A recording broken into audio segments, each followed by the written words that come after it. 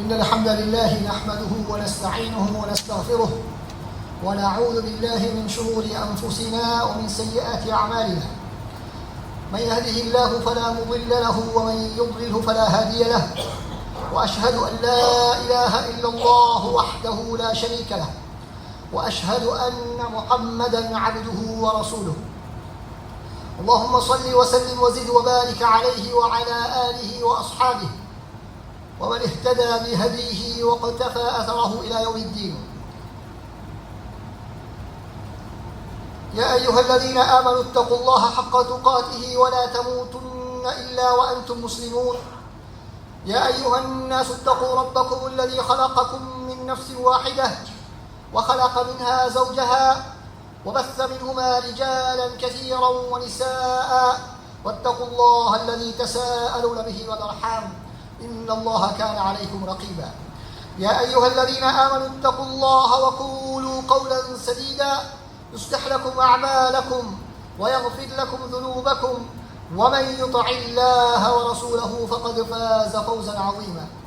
أما بعد فإن أصدق الحديث كتاب الله وخير الهدي هدي محمد صلى الله عليه وسلم وشر الأمور محدثاتها وكل محدثة بدعة وكل بدعة ضلالة.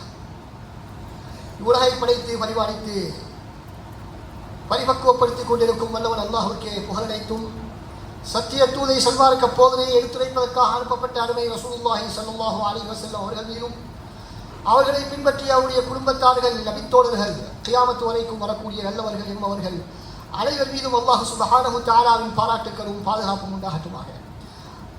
அன்பின் அல்லாஹ் நல்லடியார்களே, இஸ்லாமிய சகோதரர்களே, அல்லாஹ்வுடைய தூதர் ஸல்லல்லாஹு அலைஹி வஸல்லம் அவர்களும் என்னென்ன விடயங்களை நமது வாழ்க்கையிலே எடுத்து நடக்குமாறு நமக்கு கட்டளையிட்டு இருக்கிறார்களோ அவற்றை முற்றுமுழுதாக எடுத்து நடக்குமாறும், என்னென்ன விடயங்களை விட்டும் அவர்களும் நம்மை தடை செய்திருக்கிறார்களோ அவற்றை விட்டு முற்றுமுழுதாக தவிர்த்து கொள்ளுமாறு முதலை என்னையும் அடுத்ததாக உங்களையும் வேண்டிக் கொள்கிறேன்.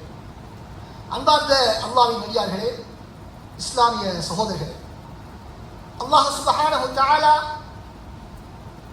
மனித சமுதாயத்தையும் ஜின்களையும் அவனை வணங்க வேண்டும் என்பதற்காக இந்த உலகத்திலே படைத்திருக்கின்றான் என்பது நாங்கள் எல்லோரும் அறிந்த தெரிந்த ஒரு தெளிவான ஒரு உண்மை.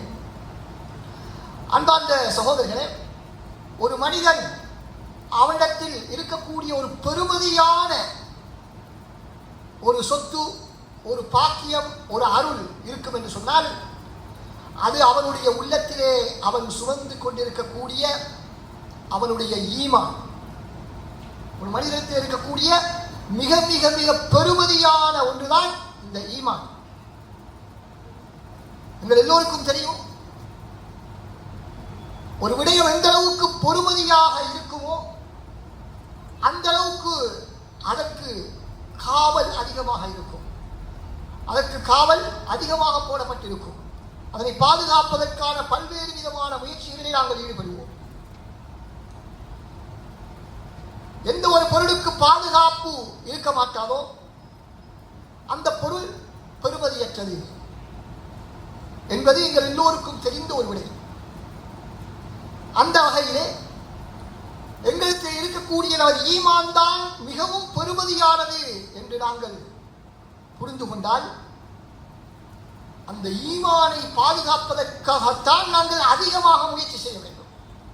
எப்படி எங்களுடைய பெருமதியான சொத்துக்களையும் பொருட்களையும் தங்கங்களையும் பணத்தையும் நாங்கள் பாதுகாப்பதற்கு பல்வேறு விதமான பாதுகாப்பு ஏற்பாடுகளை செய்கின்றோமோ அதனை விட பல மடங்கு எங்களுடைய ஈமானை பாதுகாப்பதற்கான முயற்சிகளை நாங்கள் செய்ய வேண்டும்.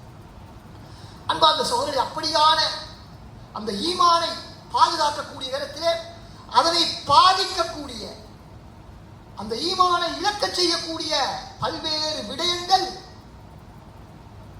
உலகத்திலே காணப்படுகின்றன.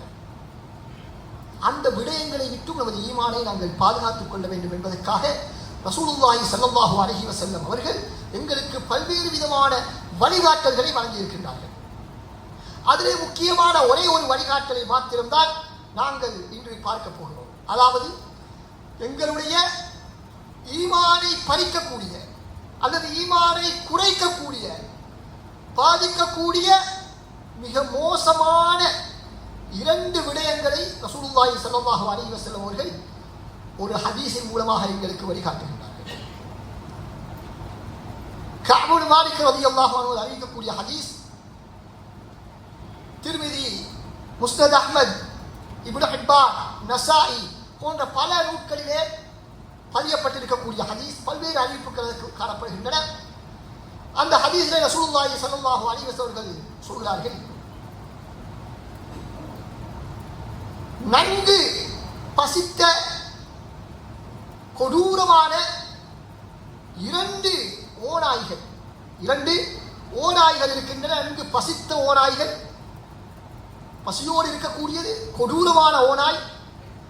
அந்த ஓநாயை, அந்த இரண்டு ஓநாய்களையும் ஒரு ஆட்டு மந்தையிலே விடப்பட்டால் அல்லது ஒரு இரவு ஒரு ஆட்டு மந்தையிலே அந்த இரண்டு ஓநாய்களும் தங்கினால் எப்படியான நிலைமை ரசூலுல்லாஹி ஸல்லல்லாஹு அலைஹி வஸல்லம் சொல்றார்கள். சில அறிவிப்புகளே வருகின்றது, அந்த ஓநாயை அந்த ஆட்டு மந்தையை பாதுகாக்கக்கூடிய அந்த இடையர் காவல்காரனும் அங்கு காணப்படவில்லை.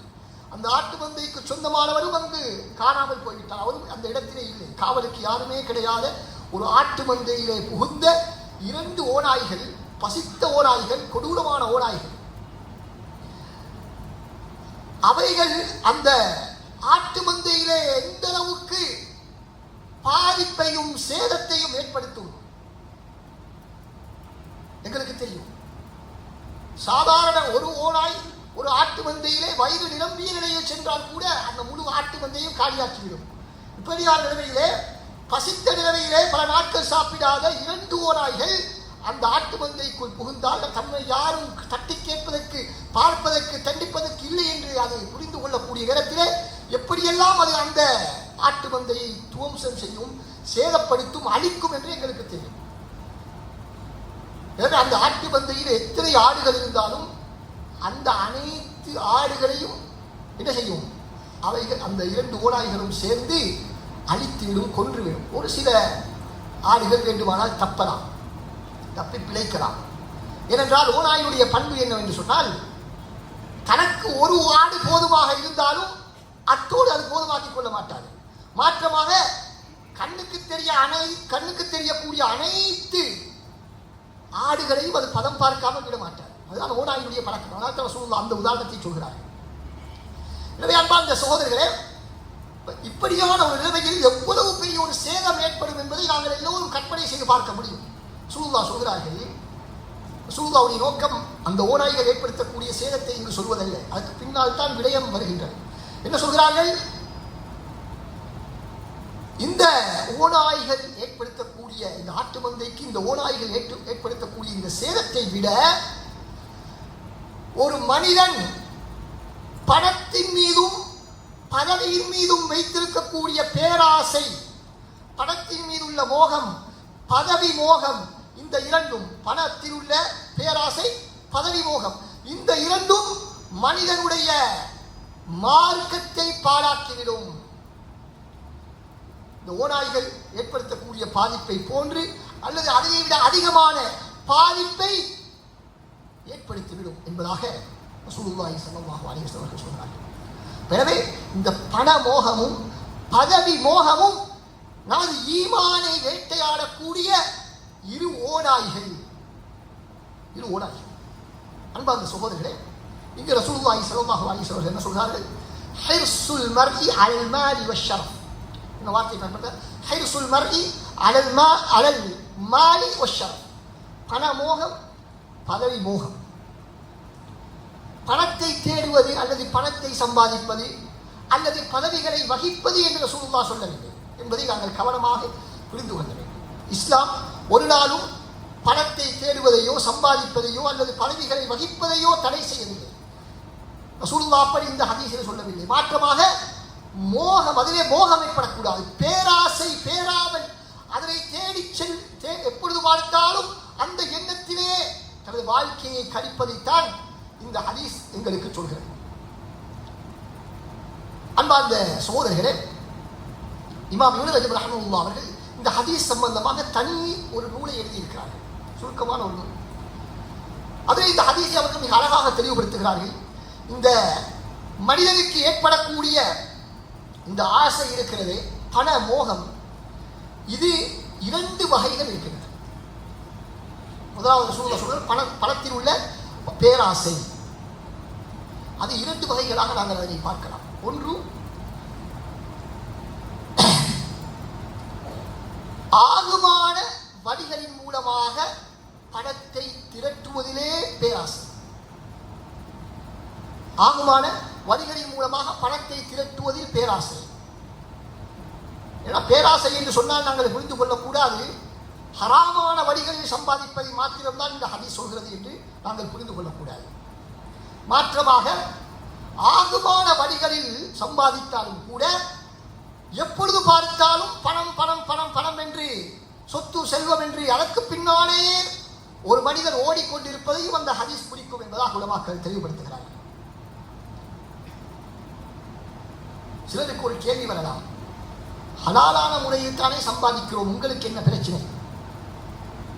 அன்பார்ந்த சகோதரர்களே, நாங்கள் ஏற்கனவே சொன்னோம் ஆரம்பத்திலேயே, இந்த உலகத்திலே அல்லாஹ் சுப்ஹானஹு வ தஆலா நம்மை பல்வேறு பொறுப்புகளை தந்து இந்த மனிதனை அல்லாஹ்வுடைய அடிமையாக இருப்பதற்காகத்தான் நம்மை படைத்திருக்கிறார். அல்லாஹ்வுடைய அடிமையாக நாங்கள் வாழ்வதாக இருந்தால் நமக்கு பல்வேறு கடமைகள் இருக்கின்றன.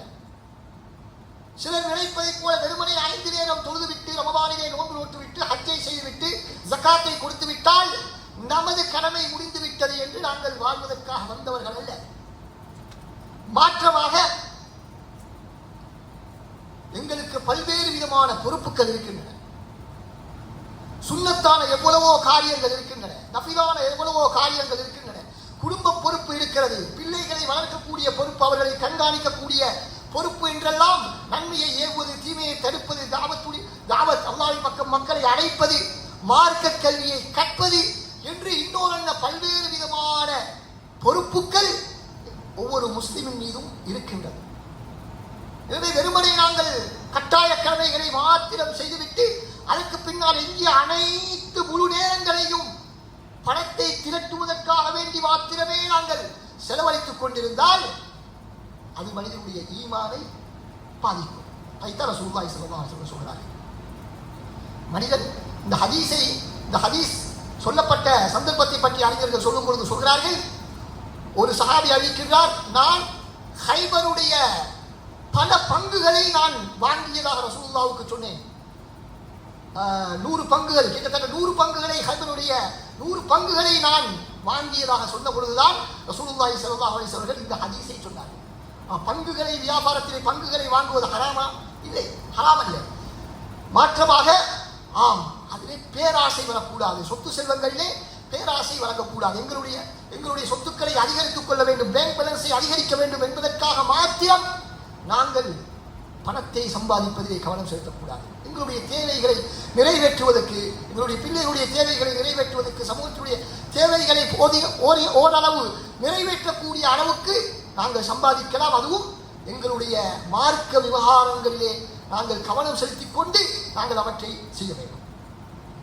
நாங்கள் பாருங்கள், எல்லா விடயத்திலுமே உலக விவகாரங்களில் முன்னேறிக்கொண்டே செல்கிறோம். முன்னேறுவதை பற்றித்தான் பேசிக் கொண்டிருக்கிறோம், மார்க்கத்தை தவிர. மார்க்க விவகாரத்திலே முக்கியமான விடயங்களில் குறைந்த அளவு செய்தால் எப்படி நாம் தப்பிக்கொள்ளலாம் என்று பார்த்து அதை மாத்திரம் செய்கிறோம். ஆனால் உலக விவகாரங்களிலே எப்படியெல்லாம் செய்தால் முன்னேறலாமோ அதற்கான அனைத்து வழிகளையும் திட்டம் தீட்டுகிறோம். அதற்காக பல்வேறு கல்விகளை கற்கின்றோம், பல கோர்ஸ்களுக்கு செல்கின்றோம், ஒவ்வொரு நாளும் நம்மை முன்னேற்றிக் கொள்கின்றோம். ஆனால் மார்க்கத்திலே முன்னேற வேண்டும் என்று யாருமே தெண்டிப்பது மிகவும் குறைவானவர்கள் தவிர, தெண்டிப்பது மிகவும் குறை, முயற்சி செய்வது மிகவும் குறை. நான் பரதை மாத்திரம் தொழுது கொண்டிருக்கிறேன், இதற்கு பின்னால் சுன்னத்துகளையும் தொழ வேண்டும் என்று அதற்கான திட்டமிடுவது கிடையாது. சுன்னத்துகளை தொழுகிறேன், தஹஜ்ஜுதும் தொழ வேண்டும், துஹா தொழ வேண்டும், ஜகாத் மாத்திரம் கொடுக்கிறேன், இல்லை சதகாக்களும் அதிகமாக நான் செய்ய வேண்டும், அல் குர்ஆன் நான் ஓதாமல் இருக்கிறேன், அல் குர்ஆனை ஓத வேண்டும், ஒரு ஜுசு ஓதக்கூடியவர்கள் ஒரு நாளைக்கு 2 ஜுசு அல்லது 3 ஜுசு என்று அதிகரிக்க வேண்டும் என்று எந்த விதமான திட்டமும் கிடையாது. ஆனால் உலக விவகாரத்திலே நாங்கள் என்ன செய்கிறோம்? அதிலே பேராசை கொள்வோம். எனவே அன்பார்ந்த சகோதரர்களே, இந்த பேராசையின் மூலமாகத்தான் மனிதனுடைய ஈமானிலே குறைவு ஏற்படுகிறது. எந்த அளவுக்கு மனிதன் நன்மையான காரியங்களை செய்வானோ அந்த அளவுக்கு அவனுடைய ஈமான் அதிகரித்துக் கொண்டே செல்லும். நன்மையான காரியங்கள் குறைய குறைய குறைய ஈமான் குறைந்து கொண்டே செல்லும்.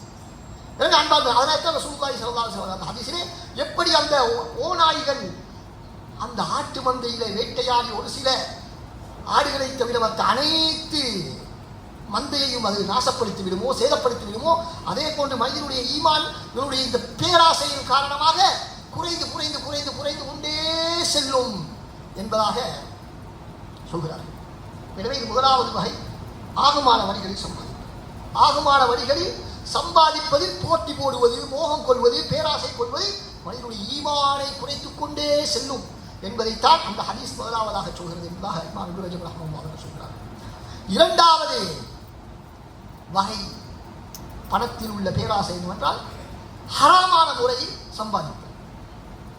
ஹராமான சம்பாதிப்பதிலும் செலவழிப்பதிலும் ஹலால் ஹராம் எதனையும் பார்க்காமல் பணத்தின் மீது உள்ள மோகத்தினால் மனித சிந்தனை கூட கற்பனை செய்ய முடியாத அளவுக்கு பெரும் பெரும் பாவங்களில் நாம் ஈடுபடக்கூடிய சிலரை நாங்கள் பார்க்கின்றோம்.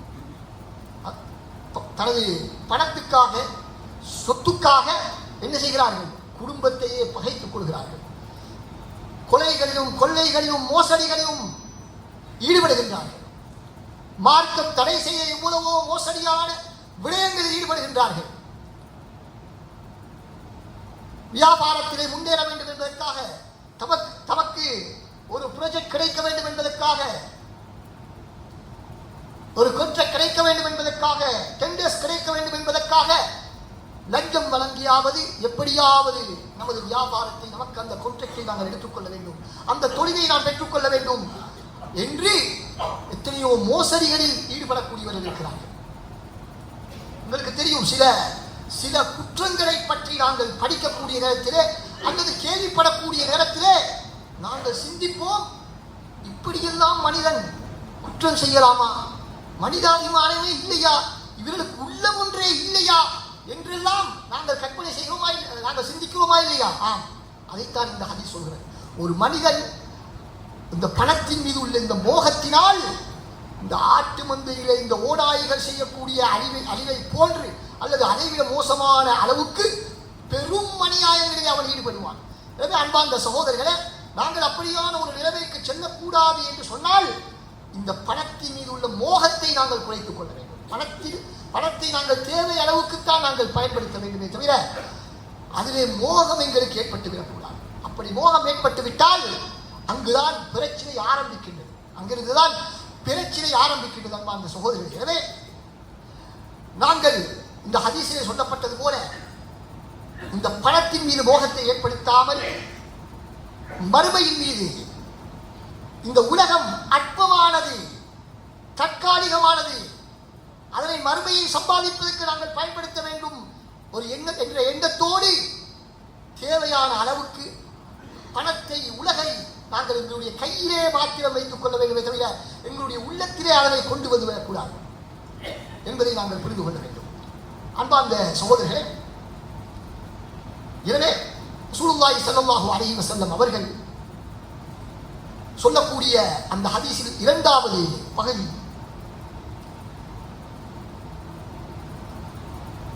பதவி மோகம். இந்த பதவி மோகமும் எப்படி பணத்தின் மீது உள்ள பேராசை மனிதனுடைய ஈமானை கெடுத்து விடுமோ, அதே போல இந்த பதவியில் உள்ள மோகமும் என்ன செய்யும்? இந்த மனிதனை, அவனுடைய ஈமானை குறைத்துக் கொண்டே செல்லும். அதற்காக வேண்டி அவன் பல்வேறு வழிகளில் இந்த பதவி மோகம் உள்ளவர்கள் பல்வேறு தவறான மார்க்கத்துக்கு முரணான விடயங்களில் அவர்கள் ஈடுபடுவார்கள். இந்த பதவி வந்துவிட்டால் பதவியை தேடுவது என்பது இஸ்லாத்தில் தடை செய்யப்பட்ட ஒன்று. இஸ்லாம் பதவியை தேடிச் செல்வதை தடை செய்திருக்கிறது. ஒரு சில சந்தர்ப்பங்களே தவிர, குறித்த பதவியை வகிப்பதற்கு என்னை தவிர இந்த இடத்துல வேறு யாரும் தகுதி இல்லை, அப்படி வேறொருவர் பொறுப்பெடுத்து விட்டால் சமூகம் மிகப்பெரிய ஒரு பாதிப்புக்கு உள்ளாகும் என்ற ஒரு நிலைமை இருக்கக்கூடிய நிலையிலே தவிர பதவியை நாங்கள் கேட்டுச் செல்லக்கூடாது. யூசுப் அலைஹிஸ்ஸலாம் அவர்களைப் போல அவர்கள் என்ன சொன்னார்கள், இந்த நிதி அமைச்சராக என்னை நீங்கள் ஆக்குங்கள் என்பதாக சொன்னார்கள். அந்த அந்த எகிப்து நகரத்துக்கு மிகப்பெரிய ஒரு பட்டினி வறட்சி தொடர்ந்து ஒரு 7 வருடங்களுக்கு வரப்போகிறது. எனவே அதனை தன்னை தவிர வேறு யாராலும் நிர்வகிக்க முடியாது என்ற அவர்களுக்கு வழி வரக்கூடியவர்கள். எனவே அவர்கள் அல்லாஹ்வுடைய உதவியுடன் அந்த நிர்வாகத்தை செய்தார்கள். எனவே அவர்கள் அந்த பொறுப்பை கேட்டெடுத்தார்கள். அதை தவிர உள்ள ஏனைய சந்தர்ப்பங்களிலே நாங்கள் பதவியை தேடி செல்லக்கூடாது. ரசூலுல்லாஹ் மிக தெளிவாக தடை செய்தார்கள். யாரெல்லாம் பதவியை கேட்பார்களோ அவர்களுக்கு நாங்கள் கொடுக்க மாட்டோம். அப்படி கேட்டு பெற்றால் அவருக்கு அதுக்கு உதவி செய்யப்படவும் மாட்டார். அல்லாஹ்வுடைய உதவி அவருக்கு இருக்க மாட்டாது. மிகப்பெரிய சிக்கலில் அவர் மாட்டி வறுமை நாளையிலே அல்லாஹ்விடத்திலே தண்டனைக்குரியவராக மாறிவிடுவார் என்பதாக ரசூலுல்லாஹி ஸல்லல்லாஹு அலைஹி வஸல்லம் சொன்னார். எனவே பதவி என்பது எங்களுடைய வசதி வாய்ப்புகளை அதிகரித்துக் கொள்வதற்கோ, எங்களுடைய நட்பெயரை வளர்த்துக் கொள்வதற்கோ, எங்களுடைய புகழை அதிகரிப்பதற்கான ஒரு விடயம் அல்ல. அது மிகப்பெரிய ஒரு பாரிய அமானியம், மிகப்பெரிய ஒரு பொறுப்பு. ஆனால் நிறைய சகோதரர்கள் இந்த பதவியை எப்படி பயன்படுத்துகிறார்கள்? பெருமை அளிப்பதற்காக. நான் தான் பெரியார், என்னை விட்டால் யாரும் இல்லை, என்னிடம் கேட்டுத்தான் அனைத்தும் செய்ய வேண்டும் என்ற ஒரு எண்ணத்திலே இருமாப்போடு கர்வத்தோடு நடந்து கொள்கிறார்கள். சிலர் எப்படியான நிலைமைக்கு வருகிறார்கள் என்று சொன்னால், இமாம் இப்னு ரஜப் ரஹ்மத்துல்லாஹி அலைஹி சொல்கிறார்கள், மக்களிடத்திலே வேண்டுமென்றே ஒரு கஷ்டத்தை ஏற்படுத்தி, ஒரு சிரமத்தை ஏற்படுத்தி, அந்த சிரமத்தின் மூலமாக மக்கள் எல்லாம் தனது காலடியிலே வந்து தன்னிடத்திலே கெஞ்ச வேண்டும். அதை பார்த்து இவர் சந்தோஷப்பட வேண்டும். மக்கள் தன்னிடத்திலே வந்து கெஞ்சுவதை பார்த்து சந்தோஷப்பட வேண்டும் என்று நினைக்கக்கூடிய அளவுக்கு சிலருடைய பதவி மோகம் இருக்கிறது. இது அல்லாஹ்வுடைய பண்பு. தன்னிடத்திலே மக்கள் கெஞ்ச வேண்டும் என்ற அந்த எதிர்பார்ப்பு அல்லாஹ்வுடைய பண்பு. அந்த பண்பை நாங்கள் எடுக்க முடியுமா?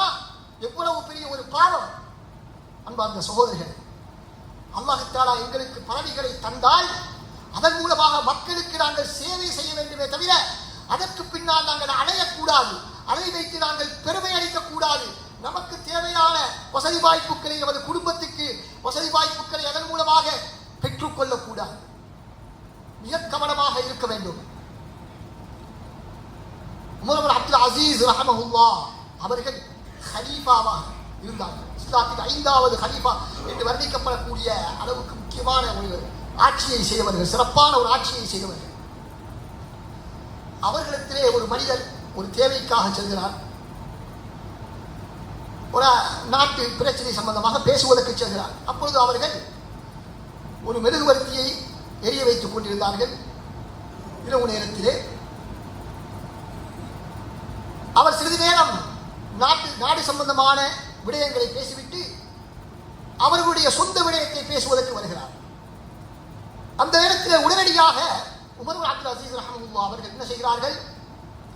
அந்த மெழுகுவர்த்தியை அணைத்துவிட்டு இன்னும் ஒரு மெழுகுவர்த்தியை எரிய வைக்கிறார்கள். இப்பொழுது வந்தவர் ஆச்சரியப்பட்டு கேட்கிறார், ஏன் திடீரென்று ஒரு மெழுகுவர்த்தியை அணைத்துவிட்டு இன்னொரு புதிய மெழுகுவர்த்தியை எரிய வைக்கிறீர்கள் என்று கேட்டபொழுது அவர்கள் சொன்னார்கள், இவ்வளவு நேரமும் எரிந்து கொண்டிருந்தது பைத்துல் மால் நிதியத்தின் மூலமான மெழுகுவர்த்தி. இப்பொழுது நீங்கள் எங்களுடைய சொந்த விடயத்தை நாங்கள் பேசுகின்றோம். எனவே பொது நிதியின் மூலமாக எரியக்கூடிய அந்த மெழுகுவர்த்தியினுடைய ஒளியிலே நாங்கள் அதனை பேசுவது எங்களுக்கு அனுமதி கிடையாது. அது எனது சொந்த செலவிலே நாங்கள் வைத்திருக்கக்கூடிய மெழுகுவர்த்தியை எரிய வைத்து அதனால் தான் நான் உங்களோடு பேசுகிறேன் என்பதாக சொன்னார்கள். சுபஹானல்லாஹ். பாருங்கள் எவ்வளவு பெரும் பக்குவம். ஆனால் நாங்கள் இன்று பொது சொத்துக்களிலேயே எங்களுடைய காலத்தை கழிக்கக்கூடிய எத்தனையோ பேர் இருக்கிறார்கள். நாங்கள் சமூக சேவை செய்கிறோம் என்ற பெயரிலே, பொது நல பணிகளில் நாங்கள் ஈடுபடுகின்றோம் என்ற பெயரிலே பொது சொத்துக்களை தமது சொந்த சொத்துக்கள் போல பயன்படுத்தக்கூடிய எவ்வளவோ பேர் இருப்பதை நாங்கள் பார்க்கின்றோம்.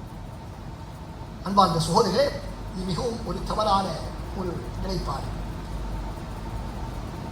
நமக்கு ஒரு பதவி வந்துவிட்டால், சில பதவிகள் இருக்கின்றன, அதற்காக வேண்டி பல்வேறு விதமான தகுதிகள் இருக்க வேண்டும், திறமைகள் இருக்க வேண்டும், கல்விகள் இருக்க வேண்டும். ஆனால் சில பதவிகள் இருக்கின்றன, அதற்கு எந்த திறமைகளும் கிடையாது.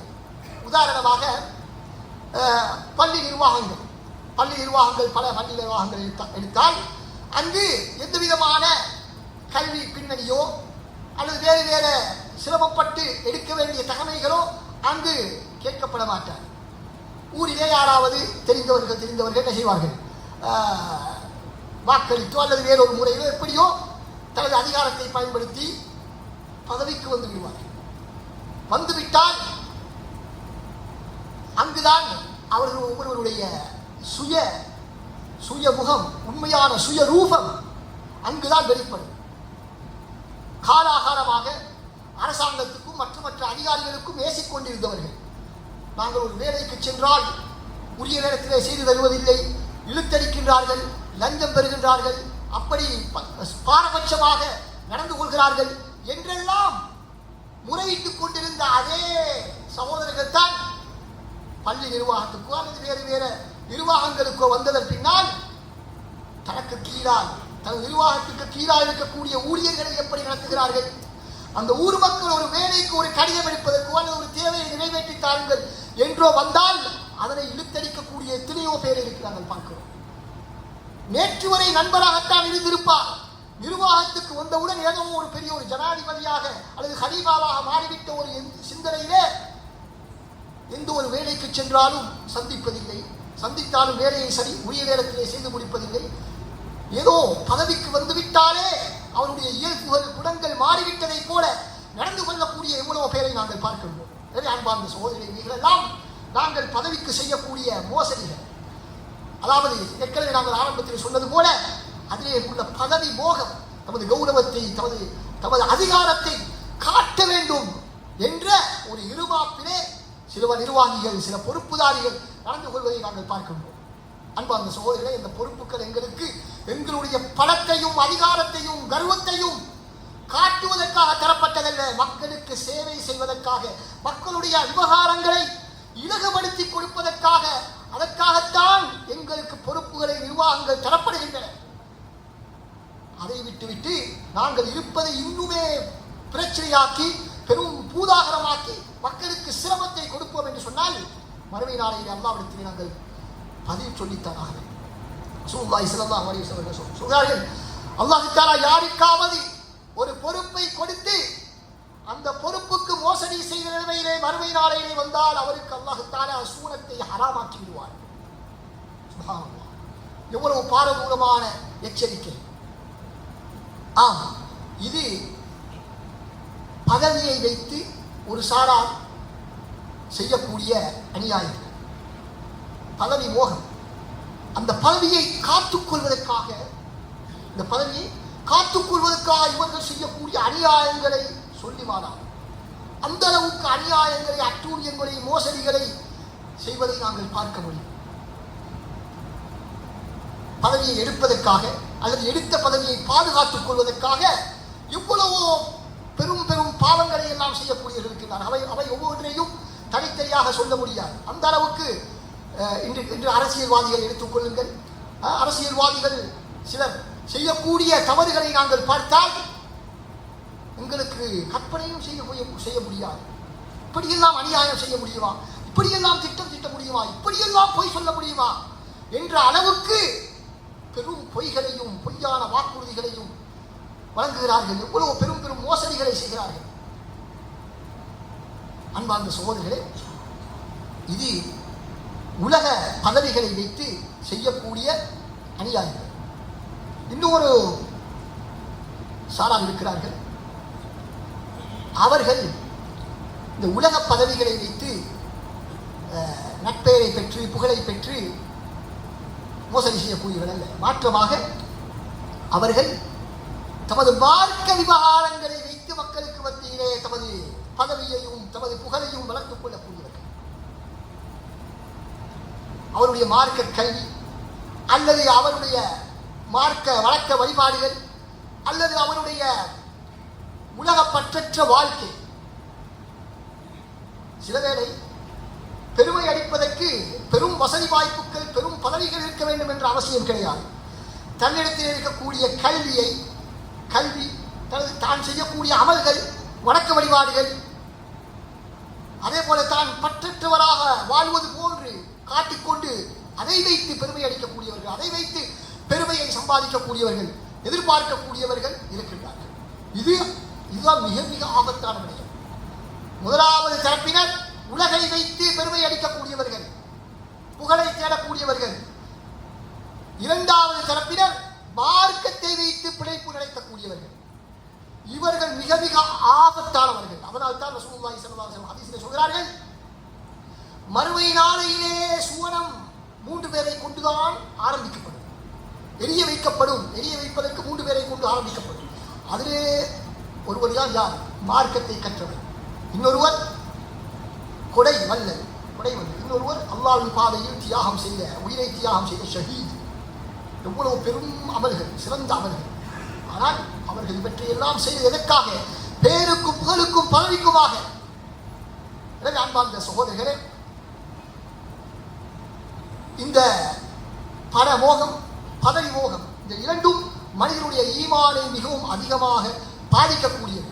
இவற்றிலிருந்து நாங்கள் பாதுகாப்பு பெற்றவர்களாக மாற வேண்டும். அதற்கான சில வழிகாட்டல்களை இன்ஷா அல்லாஹ் அடுத்த உரையிலே நாங்கள் பார்க்கலாம்.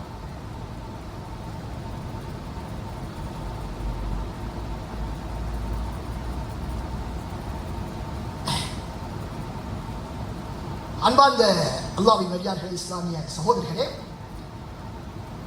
இந்த பணத்தினுடைய தேவை, இந்த பதவியினுடைய தேவை மனித உள்ளங்களிலே இயல்பாக இருக்கக்கூடியது. மனித உள்ளங்களிலே இயல்பாக இருக்கக்கூடியது. எப்படி மனிதனுக்கு இச்சை இருக்கிறதோ அதே போல ஒரு தேவைதான் இதுவும். மனிதனுடைய இச்சையை ஹராமான வழிகளிலே அவன் பயன்படுத்தாமல் அவன் ஹலாலான முறையிலே திருமணத்தின் மூலமாக நிறைவேற்றிக் கொள்ள வேண்டும். அதே போன்றுதான் இந்த பணத்தினுடைய தேவை, பதவியினுடைய தேவை, இவற்றை இந்த மனிதன் ஆகமான வழிகளில் மார்க்க விவகாரங்களையும் தனது உலக விவகாரங்களையும் பேலன்ஸ் பண்ணி சமநிலையோடு அவன் பயன்படுத்த வேண்டும். இன்று யாராவது ஒருவர் எப்பொழுது பார்த்தாலும் தொழுது கொண்டே இருக்கின்றார், நோன்பு பிடித்துக் கொண்டே இருக்கின்றார், வேறு எந்த விதமான காரியங்களையும் செய்யவில்லை என்றால் இவரை நாங்கள் எல்லோரும் குறை சொல்லுவோம். அப்படித்தானே? உனக்கு வேற பொறுப்புகள் இருக்கின்றன, அவற்றையும் நீ பார்க்க வேண்டும், உலக விடயங்களையும் நீ கவனிக்க வேண்டும் என்று சொல்லுவோம். அதே போன்றுதான் நாங்கள் இன்று அதிகமான சகோதரர்கள் உலக விவகாரங்களுக்கே அதிகமான முக்கியத்துவம் கொடுத்துக் கொண்டிருக்கக்கூடிய இந்த நேரத்திலே நாங்கள் அவர்களுக்கு சொல்லக்கூடிய விடயம்தான், நீங்கள் உங்களுடைய உலக விவகாரங்களோடு சேர்த்து மார்க்க விவகாரங்களையும் சமநிலையோடு அணுகுங்கள். எப்படி உலகத்தை சம்பாதிக்கிறீர்களோ அதே போல மார்க்க விவகாரங்களை அல்லாஹ் எதற்காக இந்த உலகத்திலே படைத்தானோ அந்த நோக்கத்தை நிறைவேற்றுவதற்காக நேரத்தை கொடுங்கள். ஒரு சில விடயங்களை மாத்திரம் செய்துவிட்டு இருக்காமல் ஏனைய மார்க்க விவகாரங்களையும் நாங்கள் கவனத்தில் கொள்ள வேண்டும். எனவே இந்த உலகத்தை பற்றி, இந்த உலகம் தற்காலிகமானது, நிரந்தரமற்றது என்பதை புரிந்து மறுமைதான் நிரந்தரமானது, அதற்கான தயாரிப்புகளை நாங்கள் ஈடுபடுவதற்கு நமது உள்ளத்தை நாங்கள் மாற்ற வேண்டும். இது பணத்தினுடைய இந்த தேவையை நாங்கள் எவ்வாறு அணுக வேண்டும் என்பதற்கான வழிகாட்டல். அடுத்ததாக இந்த மனிதனுக்கு ஒரு பெருமை, கௌரவம், பதவி, அந்தஸ்தெல்லாம் வேண்டும் என்ற ஒரு எண்ணம் மனித உள்ளத்திலே இயற்கையாக உள்ளது. இதற்கான தீர்வு என்னவென்று சொன்னால், நாங்கள் அல்லாஹ்வுடைய அடிமைகள். அல்லாஹ்வுக்கு முன்னால் தான் நாங்கள் எங்களுடைய பணிவை தெரிவிக்க வேண்டும். அவனுக்கு முன்னால் நாங்கள் பணிவானவர்களாக நாங்கள் நடந்து கொள்ள வேண்டும். அல்லாஹ்விடத்திலே நாங்கள் கெஞ்சக்கூடியவர்களாக நாங்கள் மாற வேண்டும். எங்களிடத்திலே மக்கள் கெஞ்ச வேண்டும் என்பதை நாங்கள் எதிர்பார்க்காமல் அல்லாஹ்விடத்திலே கெஞ்சக்கூடியவர்களாக நாங்கள் மாற வேண்டும். எனவே இப்படியாக நாங்கள் சமநிலையை பேண வேண்டும். எந்த ஒரு செயற்பாட்டை நாங்கள் செய்தாலும் அதனை இயன்ற அளவு ரகசியமாக மறைத்து நாங்கள் செய்ய வேண்டும். பாவங்கள் செய்யும் பொழுதும் தவறுகள் செய்யும் பொழுதும் எப்படி நாங்கள் யாருமே பார்த்து விடாமல் மறைத்து செய்கின்றோமோ அதை போல நன்மைகள் செய்யும் பொழுதும் இயன்ற அளவு எங்களுக்கும் அல்லாஹ்வுக்கும் மாத்திரம் தெரிந்த விதத்திலே நாங்கள் நமது நல்ல காரியங்களை நாங்கள் செய்ய வேண்டும். நல்ல காரியங்களை செய்துவிட்டு மக்களுக்கு மத்தியிலே எங்களுக்கு நற்பெயர் கிடைக்க வேண்டும், புகழ் கிடைக்க வேண்டும் என்று நாங்கள் முயற்சி செய்யக்கூடாது. நாங்கள் எவ்வளவுதான் மற்ற மக்களுக்கு உதவி செய்தாலும் அதிலே எங்களுடைய பெயர் வர வேண்டும் என்று நாங்கள் விரும்பக்கூடாது. மாற்றமாக வராமல் இருக்க வேண்டும் என்றுதான் நாங்கள் விரும்புகிறோம். வராமல் இருக்க வேண்டும் என்று விரும்புவது எப்படி போனாலும் வராவிட்டால் சண்டை பிடிக்காமல் இருந்தாலே பெரிய ஒரு செய்தி என்ற ஒரு நிலைமையில் தான் எங்களுடைய நிலைமை காணப்படுகின்றது. முன் சென்ற நல்லறிஞர்களுடைய வாழ்க்கைகளை நாங்கள் எடுத்து பார்த்தால் அவர்கள் தமக்கு பேரும் புகழும் கிடைத்துவிடக் கூடாது என்பதற்கான பல்வேறு முயற்சிகளை செய்திருக்கிறார்கள். அதற்காக மக்கள் தன்னை பின்பற்றி வந்து தனக்கு தான் பிரபல்யம் அடைந்து விடக்கூடாது என்பதற்காக தம்முடைய முகத்தை மறைத்துக் கொண்டு செல்லக்கூடிய, மக்களுக்கு தெரியாத வழியிலே செல்லக்கூடிய எத்தனையோ நல்ல நல்ல பெரும் பெரும் அறிஞர்களை நாங்கள் பார்க்கிறோம். ஆனாலும் அல்லாஹ் தஆலா அவருடைய புகழை உயர்த்தி விட்டார். யார் அல்லாஹ்வுக்காக வேண்டி என்று ஒரு விடயத்தை செய்வாரோ அல்லாஹ் தஆலா அதன் மூலமாக நிச்சயமாக மிகப்பெரிய மாற்றங்களை உண்டு பண்ணுவார். அப்படி இல்லாமல் நாங்கள் எங்களுடைய பெயர் வர வேண்டும், நாங்கள் பிரபல்யமாக வேண்டும், நாங்கள் எங்களுடைய சொத்து செல்வங்களை அதிகரித்துக் கொள்ள வேண்டும் என்று நாங்கள் முயற்சி செய்தால் அங்கு அல்லாஹ்வுடைய பரக்கத் இருக்க மாட்டார். எனக்கு தெரியும், ரசூலுல்லாஹி ஸல்லல்லாஹு அலைஹி வஸல்லம் அவர்கள் ஹதீஸில் சொல்கிறார்கள், ஒரு மனிதர் யாருக்குமே தெரியாமல் சதகா கொடுக்க வேண்டும், தர்மம் செய்ய வேண்டும் என்று முயற்சித்தார். அப்படி முயற்சித்து ஒரு இரவோடு இரவாக யாருக்குமே தெரியாமல் ஒரு இடத்திலே போய் சதகா கொடுக்கிறார். அடுத்த நாள் பார்த்தால் மக்கள் பேசிக் கொண்டிருக்கிறார்கள், ஒரு விபச்சாரிக்கு ஒரு தர்மம் செய்திருக்கிறார் பாருங்கள். இவருக்கு கவலை ஏற்படுகிறது, சிரமப்பட்டு செய்த அந்த சதகா வீணாகிவிட்டது.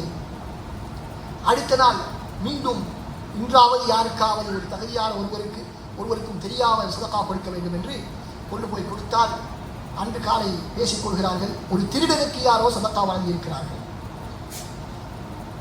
அவர் மீண்டும் அடுத்த முறையாவது ஒரு சரியான ஒருவருக்கு கொடுத்து விட வேண்டும் என்று இரவோடு இரவாக சென்று கொடுக்கிறார்.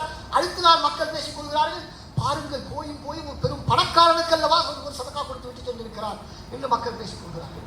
அப்பொழுது இவருக்கு கவலை ஏற்படுகிறது. அப்பொழுது அவருக்கு அறிவிக்கப்படுகின்றது, ரசூலுல்லாஹி ஸல்லல்லாஹு அலைஹி வஸல்லம் சொல்கிறார்கள், இவருடைய எண்ணம் நல்லது, நல்ல எண்ணம், யாருக்கும் தெரியாமல் செய்ய வேண்டும். எனவே அல்லாஹ் தஆலாவுடைய அந்த இஹ்லாஸினுடைய அந்த பலனினால், அதனுடைய வலிமையின் காரணமாக அல்லாஹ் தஆலா அந்த 3 சதகாக்களையும் ஏற்றுக்கொண்டு அதன் மூலமாக பெரும் ஒரு மாற்றத்தை ஏற்படுத்தினார். என்ன மாற்றம்? முதலாவது விபச்சாரி அவள் உடனடியாக அந்த இரவோடு திருந்து விட்டாள். நான் இவ்வளவு அல்லாஹ்வுக்கு மாற்றம் செய்து கொண்டிருந்தோம், அல்லாஹ் தஆலா இந்த தேவையை நிறைவேற்றுவதற்காக இப்படியெல்லாம் ஏற்பாடு செய்கிறான் என்று அந்த விபச்சாரி திருந்து விட்டாள்.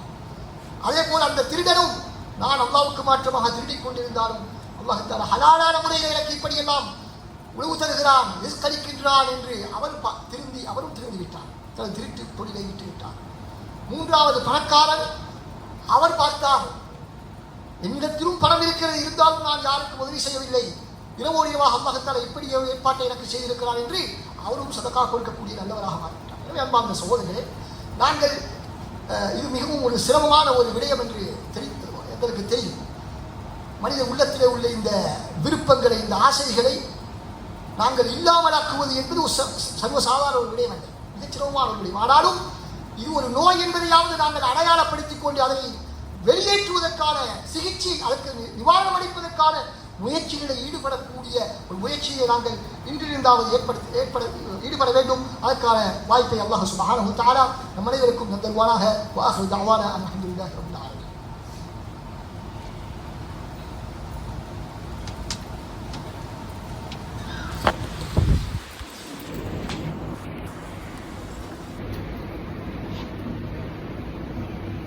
Allahu Akbar.